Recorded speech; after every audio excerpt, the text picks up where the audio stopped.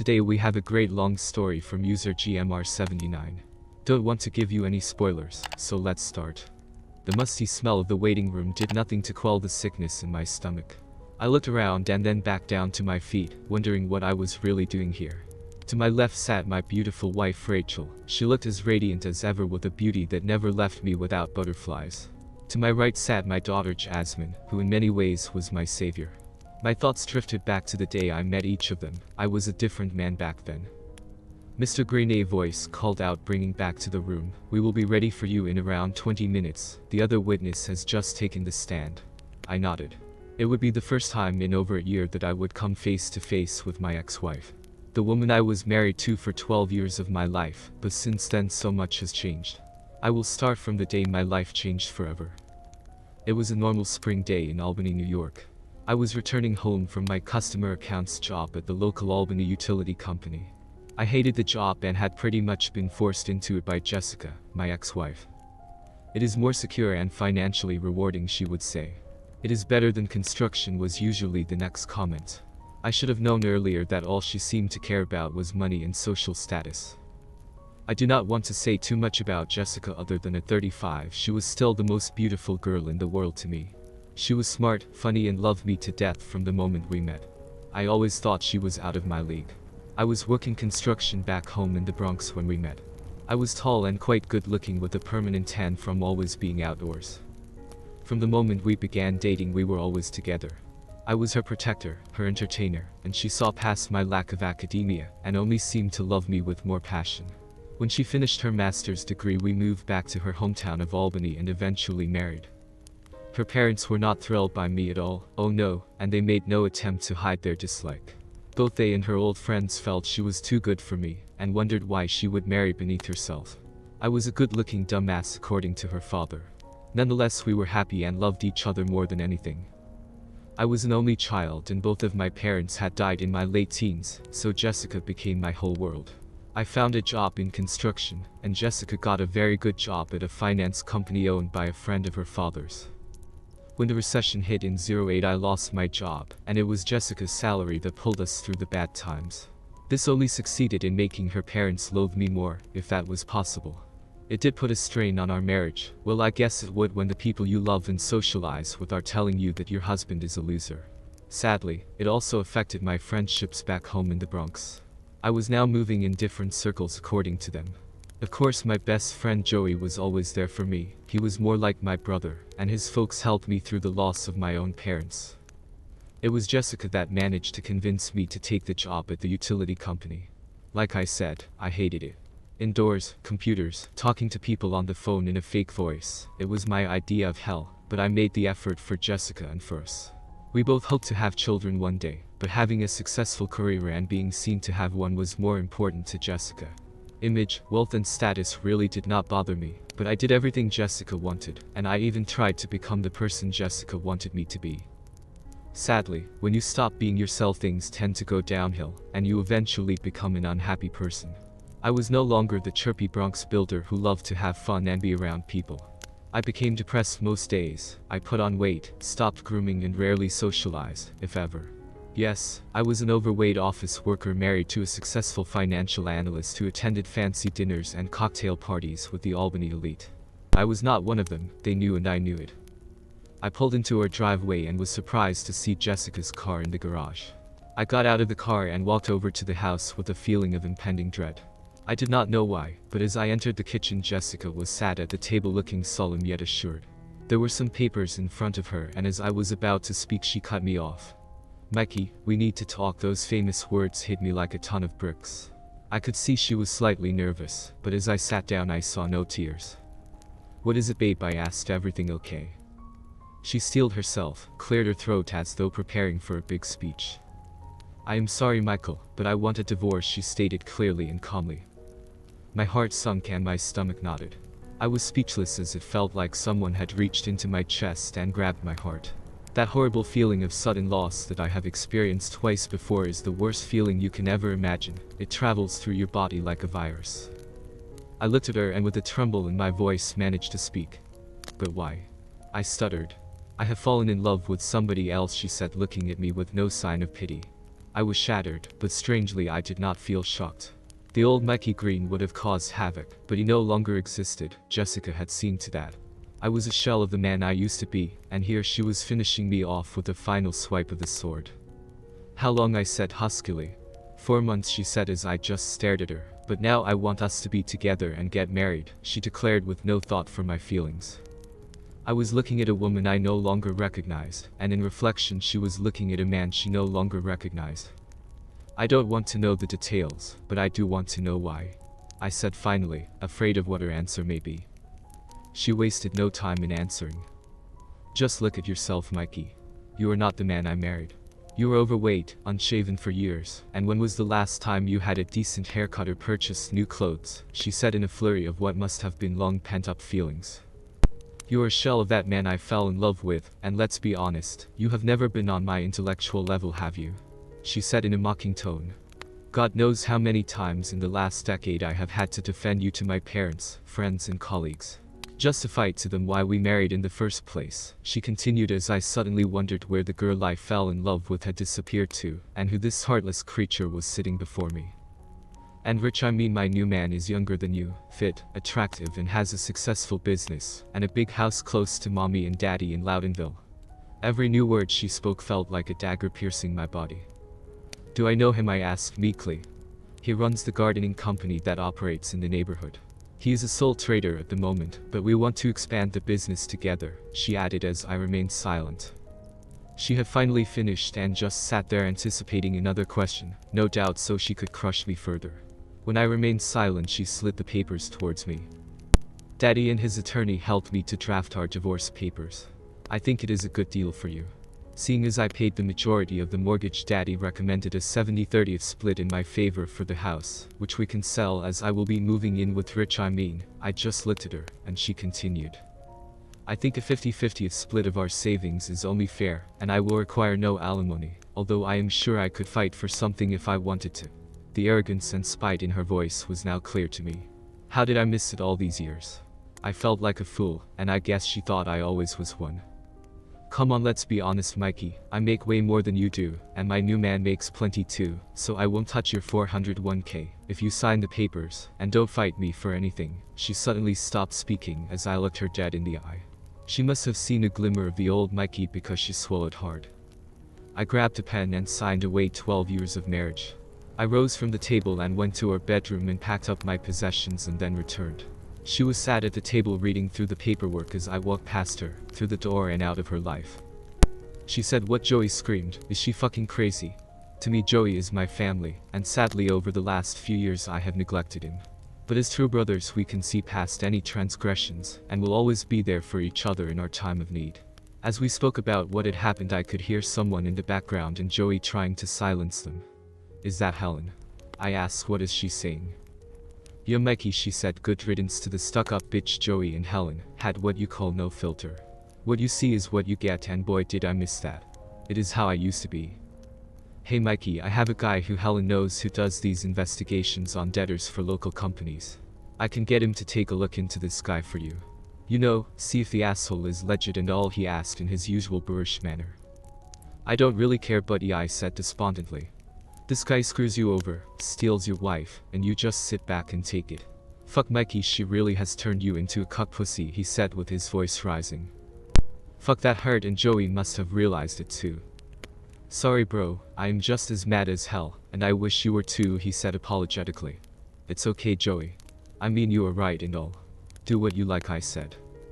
I gave him the very few details I had on this new guy. He was the gardener for the neighborhood, so it wasn't too hard to get some more information if Helen's guy wanted it. "You need to get your head back in the game, Mikey, and return to your old self again," he instructed before we eventually hung up. After I put the phone down, I lay back on the cheap motel bed and stared at the ceiling fan whirring above. My head was spinning, and I tried to make sense of everything that had happened to my life, not only the last few hours but the last 12 years. Sleep evaded me, so I made a grab for the bottle of Jack Daniels on the table and drank straight from the bottle. For the next few weeks I did the same. Often I would call in sick at work, or turn up drunk and smell of booze, leading me to be sent home. Everyone in the office was looking at me, snide comments made behind my back, and I felt like I was watching myself from above, just going through the motions of existing. I was recommended to a doctor, and although that helped, being signed off work gave me more time to think and dwell on the past. I never made it to the offices of Jones and Brown to finalize the divorce. A letter was sent to my office because nobody knew where I was, and nobody was going to bother looking. I knew that for sure. The letter contained the divorce settlement and a check for $175,000. This was my share of the house, savings and house contents. The settlement declared everything Jessica said at the kitchen table, and as I had not attended the meeting, it was finalized in absentia. I had no idea if all of this was legal and above board, but I had no fight left in me. Not enough anyway for Jessica and her powerful inner circle. A month had now passed since Jessica told me she wanted a divorce, and I had finally cashed the check into my account. I discovered all our other accounts had been closed, and Jessica had removed her name from our joint account. However, I was walking aimlessly out of the bank when I heard a voice calling my name. I ignored it at first, but when I eventually turned to look, I saw Pete and Shelley, my old neighbors. "Hey Michael," Pete asked, walking up to me. "Sorry to hear about the divorce," he said nervously. Now Shelley, his wife, she was a nosy neighbor and loved to gossip, and it did not take her long to pipe up. "I can't believe Jessica would leave you and remarry so quickly." I looked at her surprised. I seemed to remember Jessica saying she wanted to marry the guy, but such was my state of mind at the time I forgot about it. "Oh, you didn't know?" Shelley continued. "I had no idea," I said with an air of indifference. "We thought you guys were the real deal," Peter said. "Then we see she is married to this Richard Walton." It was the first time I had heard his full name. But as I looked at Shelley, she seemed to recoil and cringe at the mere mention of his name. I ignored it as I suddenly thought I now had a surname to give to Joey's friend, rather than Rich the gardener from Albany. "He was the gardener who services your neighborhood," I said, offering information not asked for. As I did, I saw Peter swing around and face Shelley, who by now had turned bright red. "A gardener," he said, yelling at Shelley and drawing stares from passers-by. "Why have you gone red, Shells?" he asked as I realized I had put my foot right in it. "No, Peter, no, never," Shelley pleaded. "He tried it on with me once, and I put him in his place." Peter was now red himself, and looking pretty irate as Shelley continued. "He is a sleaze, and every time he is due I go out for a few hours to avoid him." "I never told you because I knew you would be angry," she said, reaching for his hand and pleading with him. "We need to talk," he said before turning to me and apologizing. He grabbed her by the hand and marched her off down the sidewalk. I guess that is one lost customer for Jessica and Richard's growing empire, I thought to myself, and managing to raise a smile for the first time in a while. The news of the marriage did hit me hard. I slumped back into a depression and reached for the bottle again. I thought I would have a good try at drinking myself to death. That way all the pain would go, and I wouldn't have to continue with my pointless existence. The next morning I rose from my motel bed and fell to the floor, vomiting all over myself. I had officially hit rock bottom. I crawled into the shower on my hands and knees and let the cold water rain down on me. As I emerged, I looked in the mirror, and what I saw reflecting back left me shocked. "Fuck you," I shouted at the man looking back at me. "I need to get better." I fell to my knees and cried for the first time since my mother passed away. "I just want to be happy," I screamed into my hands. I knew something had to change. I walked into my office the following Monday and got down to some work. For some reason my personal mail was on my desk. I guessed it was redirected there because nobody knew where I was living. As I read through what was mainly junk, I found a flyer for a local gym, promising to get anybody in shape in 12 weeks. I snorted to myself, thinking it would take longer than that. But I thought, what the hell, maybe this was the change I needed. That evening as I entered the gym, I had no idea what the beautiful young instructor standing before me would think of this soul has been. At 38 I felt like an 80-year-old man, but as I stepped closer to her, she held out her dainty hand, which I gladly accepted. "I'm Jasmine," she said. To say she thought I was a mess would have been an understatement. But within her beautiful brown eyes I saw a semblance of hope for me. They seemed to inject some energy into me. Not lust or anything romantic, but honesty and compassion. So over the next week I had managed to move out of the motel and sign a lease on a small studio apartment in the city and close to the gym.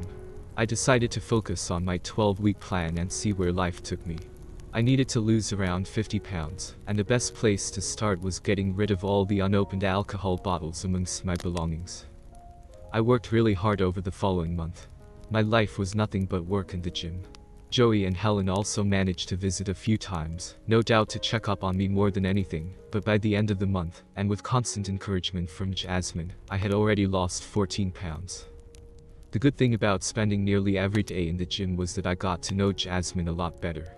She agreed to coffee one evening after my session, and I found out a bit about her life. She was raised by a single mother, and she was attending a community college to become a full-time fitness coach and nutritionist. She certainly knew her stuff, and I warmed to her even more. I told her about my recent divorce and my old life in the Bronx. I admitted to her that I hit rock bottom before signing up at the gym and meeting her. I tried my best not to come off as some desperate creep, but she was beyond her years in terms of compassion and emotional maturity.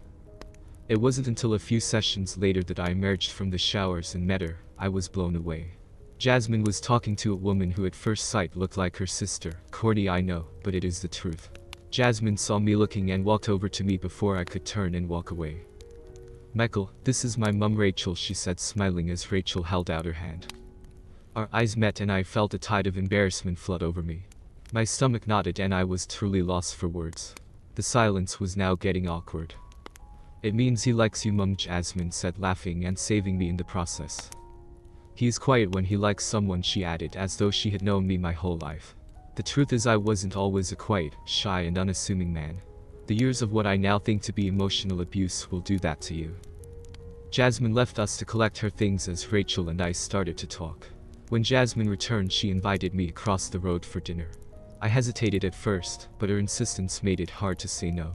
I imagined that if she had a father, she would have him wrapped around her little finger. At dinner, Rachel was so warm and sweet.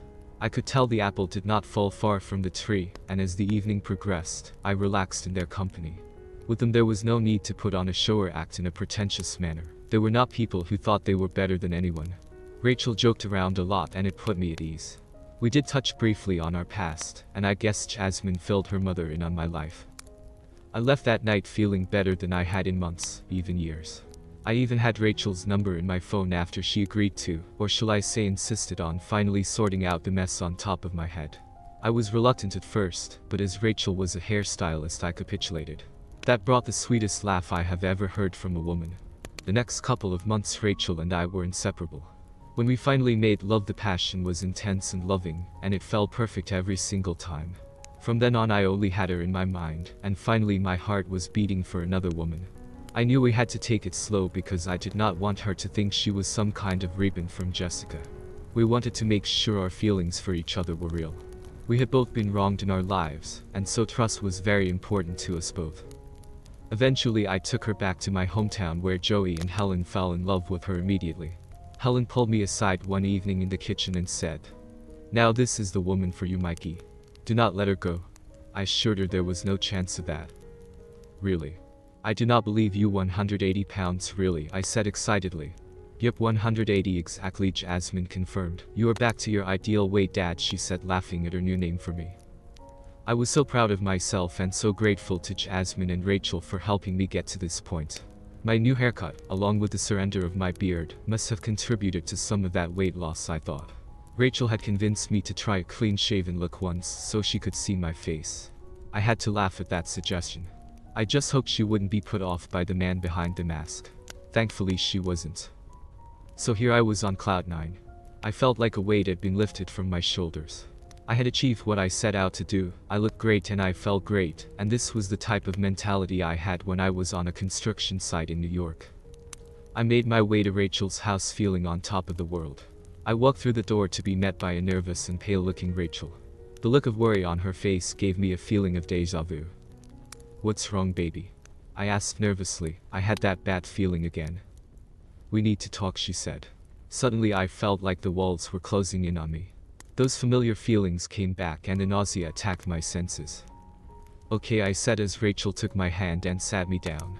"Look, Rachel, if you are going to break up with me, just do it quickly so I can get out of here," I said abruptly, as she recoiled in shock. "No, honey," she replied, gripping my hand tighter and pulling me slightly closer. "I do not know how to say this because I don't want you to get mad at me." My feelings of dread had not abated. "I am pregnant," she announced hesitantly. I was in shock. We remained silent for a few seconds as her beautiful face creased up trying to gauge my reaction. I rose to my feet and walked a few steps away. I turned back to her looking worried and on the verge of tears. Yes, I screamed at the top of my lungs while simultaneously jumping in the air with both fists raised. Her face lightened up and joy sprang back into her eyes. "You are not mad?" she asked, regaining her beautiful smile. "How could I be mad? I am going to be a daddy," I announced before taking her into my arms and kissing her passionately on the lips. We embraced each other for the next 5 minutes. I was the happiest man on earth.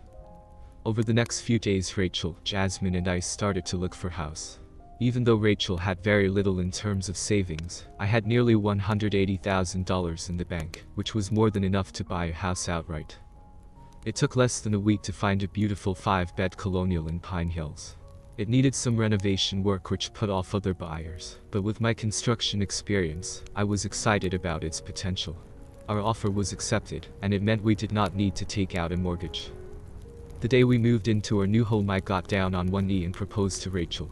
I knew it was fast, but I loved her so much, and she was the one for me. She accepted, and I would love to say that from there we lived happily ever after, but that would skip over the reason I am sat here in this courthouse.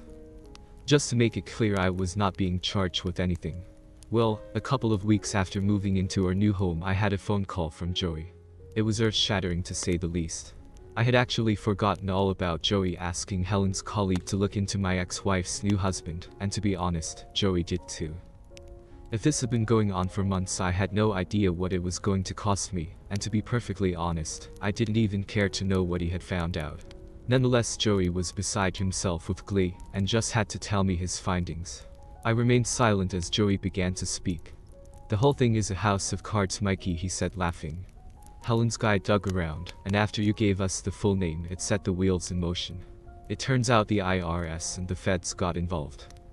"Hold on," what I yelled, thinking I had missed a major chunk of the story. "What do you mean the feds are involved?" "Just listen, Mikey, just you listen to this," he said, trying to calm me down. "The gardening company he owns has Jessica listed as a director, and it is in debt, Mikey. I mean serious debt, and that is just for starters. The house he owns now has Jessica's name on the deeds, and it is worth over $1 million, but the mortgage payments are made through a company called Ritual Enterprises. That company owns the house and the business. Jessica and Richard are listed as joint co-owners, and it began trading only 6 months ago, probably just after their wedding." I was trying my best to keep up, and I knew Joey was doing his best to relay what Helen had obviously told him. Helen's guy alerted the IRS, who by the way will be picking up his tab. I was pleased to hear I wasn't going to be stumped for a huge bill. Anyway, the IRS investigated Richard Walton and found out he is on their wanted list. They had a picture of him or something. "So he is a fraudster," I said, stating the obvious. "Oh yeah, Mikey, but wait until you hear what happened next," he said, teasing me. "Well, this investigation alerted the attention of some big corporate type in Charlotte, North Carolina." I interjected. "Yeah," Joey said excitedly. "Well, his name is Davis Nolan, and he has a daughter called Julia Reed. She is currently estranged from her husband Kyle Reed. They have 2 kids together, and..." Okay, by now I was seriously confused. "Get on with it, Joey," I said, exasperated. "Stick with me, kid," he said breathlessly. "Well, it turns out Kyle Reed is Richard Walton." What, I screamed down the phone, and Joey's ear must have been ringing. Not that he would have cared, he was too busy laughing his ass off. "Yeah, and they are still legally married. I think he is called a bigamist or something, but that is not the best of it," he said, leaving me hanging for more. This was beginning to sound like a Hollywood movie or something.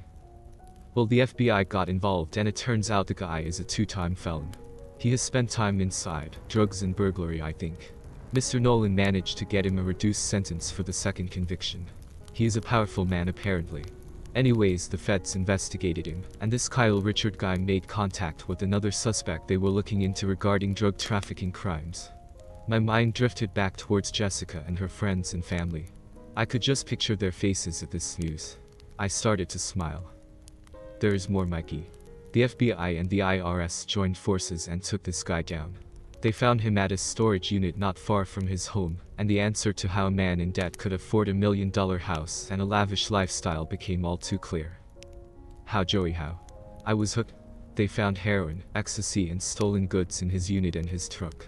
They actually think he was about to flee again. He had suitcases filled with clothes and stuff in his truck. I started to laugh, and Rachel joined me on the sofa, shaking her head and laughing too.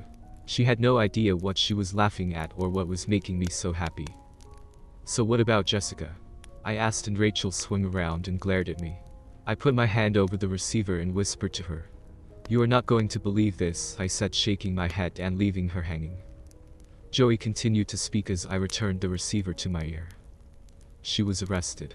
Her parents have somehow managed to keep it out of the media, but I expect over the next few days they will be front page news. It is a big news story after all," he said. I actually think Joey was more excited than I was, because quite honestly any feelings I had for Jessica, ill or otherwise, were gone. I reached for Rachel's hand and held it just to confirm that fact. After I ended the call, I turned to Rachel with eager anticipation and told her everything. She was shocked and surprised, because even though she knew Jessica was a complete bitch, it never dawned on her that she could be a criminal. All I could think of was what her parents, family and the so-called social elites thought of her. Poor old daddy had a duped criminal for a daughter, and that cannot go down too well at the country club. I had to laugh to myself, and Rachel knew what I was thinking and laughed along with me. A few days later, the front page of every newspaper in the area and every media news channel was covering this story. I guess Jessica's parents still had some leverage in the community, because she barely got a mention. Of course, the bigamist, drug trafficking con man was splashed all over our screens, but the female accomplice who moved in elite social circles and was well known in the corporate financial world was not named. However, less than a week passed before one newspaper published the mugshot picture of them both, complete with prisoner numbers, but no mention of Jessica by name. We did find out that Kyle Reed was actually 41, and not 35 as he claimed to be. So my ex-wife actually left me for an older criminal who has just destroyed her life. Maybe she wasn't as intelligent as she thought. I was actually shocked at the image of my ex-wife. I had to take a few looks just to recognize her.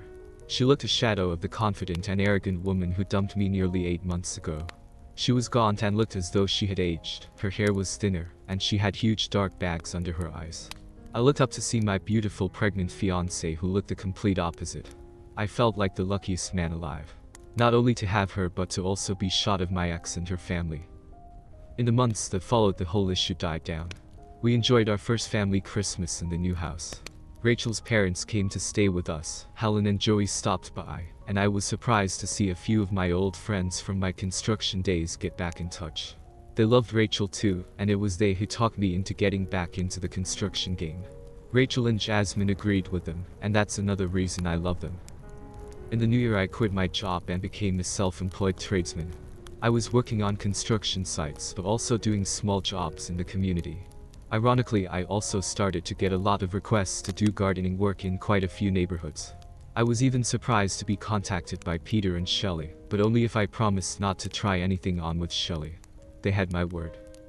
In March, Rachel gave birth to our mixed twins Alex and Sophia. In April, we were married in a small ceremony in Albany. It had been just over a year since the divorce from Jessica, and to think how much has happened in that time is astonishing. However, sadly, it would not be the last I would see of her. My new perfect life had been going so well until a visitor came knocking on my door completely out of the blue. His name was Andrew Brown of the law firm Jones & Brown, who was defending Ms. Jessica Walker in her upcoming court case. I was surprised she had gone back to her maiden name. Surely mommy and daddy wouldn't like the good Walker name dragged through the proverbial mud. Mr. Brown made himself comfortable in my house as he spoke. "We would like you to provide a good character testimony for Ms. Walker," he asked forthrightly. I laughed. "Why would I do that?" I replied. "Well, before your divorce you knew Ms. Walker better than anyone. You know she is straight, and would never get involved in anything criminal, right?" I don't know if he was asking or telling me, but even I could see where he was going with this. "What if he refuses?" a voice behind me suddenly asked. Rachel emerged from down the stairs, obviously listening in to our conversation. Mr. Brown looked at me. "What my wife said," I proffered. "Well, we can get a subpoena and force you to attend. If you still fail to show up, we can have you charged and thrown in jail," he said with a now menacing tone. My first reaction was to smash him in the face and throw him headfirst through the door. But as I looked towards my wife, I realized I had too much to lose. I had no idea if what he said was right or even legal, but for one court appearance, I acquiesced to his demands. It was just easier. So here I am, sat in the waiting room of the courthouse. The trial has been going on for a couple of days, and as my appearance neared I turned to Rachel. "What do I say, honey?" I asked with a whisper. She took my hand and looked at me with those beautiful brown eyes and said, "You are the most honest and loving man I have ever known. Just be honest." I knew that what I said in that court would probably have no bearing on the case at all. I had been strong-armed into attending by my ex-wife's legal team. They had wrongly made the assumption that I would speak highly of her. It could be the biggest mistake they had ever made because I was going to do no such thing. A few days ago the trial for Kyle Reed had concluded. He was found guilty of Class C bigamy, a federal charge of Schedule I, drug possession with intent to supply, perjury, handling stolen property, and a whole range of charges relating to defrauding the US government. He was also on a third strike. He was sentenced to 70 years in prison. Even I was shocked by that sentence. However, in an attempt to get a lesser sentence, he implicated Jessica on the fraud and handling stolen goods charges. He claimed she was in on it as they started the holding company as soon as they were married. What is it they say about no honor amongst thieves? The stolen property charges were being contested, but on fraud the IRS had her all ends up. "Mr. Green, we are ready for you," the bailiff declared. I rose to my feet and exhaled loudly. Rachel had left to join the public gallery, whilst Jasmine looked after the twins in the waiting room. They were sound asleep, oblivious to it all. In the court my name was announced, and as I approached the stand, I could feel the eyes of the entire court on me. It was a strange atmosphere. There were a few gasps as I took the stand, especially from those sat behind the defendant. As I took the oath I turned to face the room, and it was the first time in over a year that I had seen Jessica in the flesh. She was dressed in an orange prison uniform and surrounded on either side by an expensively put-together defense team.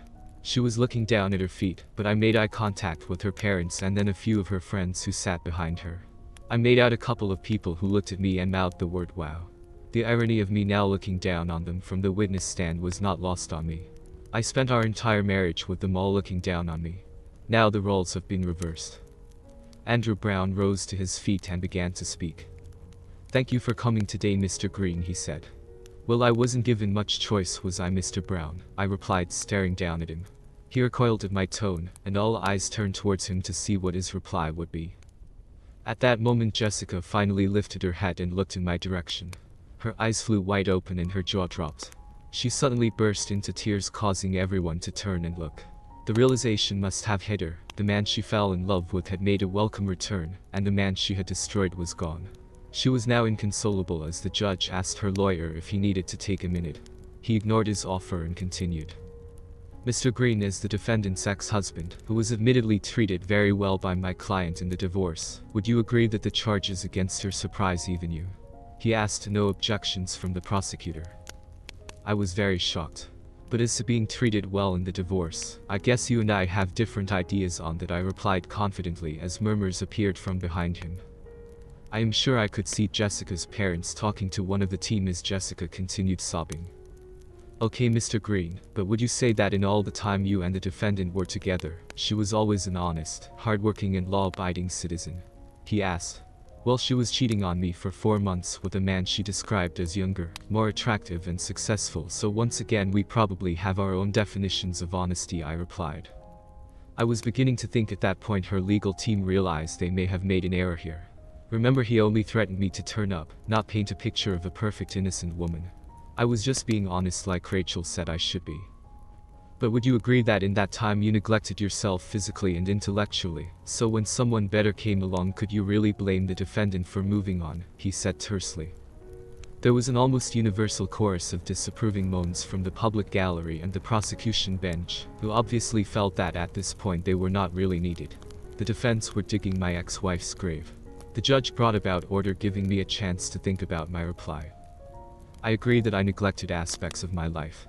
It was very hard to live with someone who controlled my life, and whose family and friends considered you beneath them. The defendant's father once referred to me as a good-looking dumbass, I said openly, and the look of shock and confusion amongst the defense was almost too hilarious for words. At this point Jessica was just staring at me with pity in her eyes. I had none for her in return. "That may well be, Mr. Green, but there is nothing to suggest that the defendant was ever involved in criminal activity. No evidence to suggest that for the years you were together, that she was dishonest or looking to commit fraud. She paid her bills, even yours for a while, and never broke the law. Is that right? He said, now visibly flustered. Objection. The prosecutor rose to her feet. This is inadmissible, Your Honor. The witness is not here to prove the defendant committed no crime. It is a waste of the court's time. Sustained, the judge said. The defense can rephrase the question. Mr. Brown looked perplexed, but cleared his throat and resumed his line of questioning. Mr. Green, in the years you were together, the defendant was an honest person who paid all her bills, her taxes and her mortgage. She even paid yours for a time, is that correct? He stated.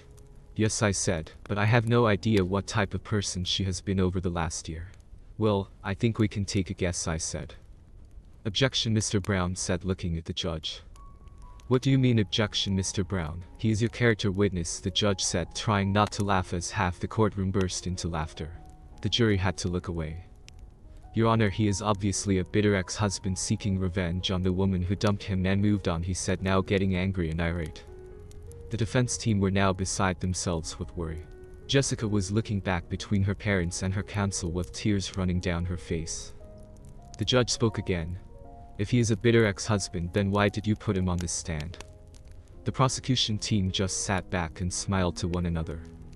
Is it true that you are indeed a bitter man who just wants to see his ex-wife suffer? Mr. Brown asked after a period of silence. If this had happened 11 months ago, you may have had a point. But now I have nothing to be bitter about. I may not be an intelligent man, Your Honor, but I am an honest man. Please, Mr. Green. Your wife? Ex-wife, Mr. Brown, I interjected. Okay, your ex-wife leaves you for another man, and you feel no bitterness or ill will towards her and her family? He probed. No. Like I said, 11 months ago maybe you could have implied that. But since then I have found the most beautiful woman in the world, I said, looking over into the public gallery and straight at Rachel. People followed my gaze until all eyes were on her. She picked me up, put me back together, and now I get to call her my wife. She has given me 3 beautiful children. We have great friends, wonderful family, a beautiful home and a successful business. Who in the world would be bitter with all that? I stated, never breaking eye contact with my beautiful wife, the smile never leaving my lips. She just looked back at me with that radiant smile, nodding her head. I turned back to see the defense looking tense, and now Jessica's parents were looking down at their hands. Jessica looked distraught and was sobbing as she caught my eye. I mouthed the words thank you to her and she collapsed into her arms onto the table. I was dismissed and I returned to my family. As I walked through the door, I could hear a big commotion with Jessica at the center of it. She was screaming, sorry, I love you, but whether or not it was aimed at me, I do not know, and frankly, I did not care. Jessica was found guilty of conspiracy to commit an offense to defraud the US government. I guess the court felt Kyle Reed was not smart enough to do it alone. I read it was titles 18 to 371, 26 to 7201, and 7206, 1 and 2. I had no idea what that meant.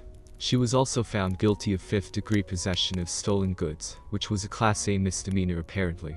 She was sentenced to 6 years in prison. It also meant any chance of continuing her career in finance upon her eventual release was gone forever. For us, life is pretty great. The twins are getting bigger each day, and their smiles can lift the clouds on even the darkest day, which I am pleased to say are few and far between.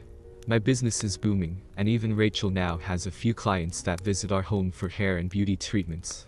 Jasmine is breezing through her final year of college, which I am now paying for, by the way. Well, it is the least I could do for her. She did save my life, remember?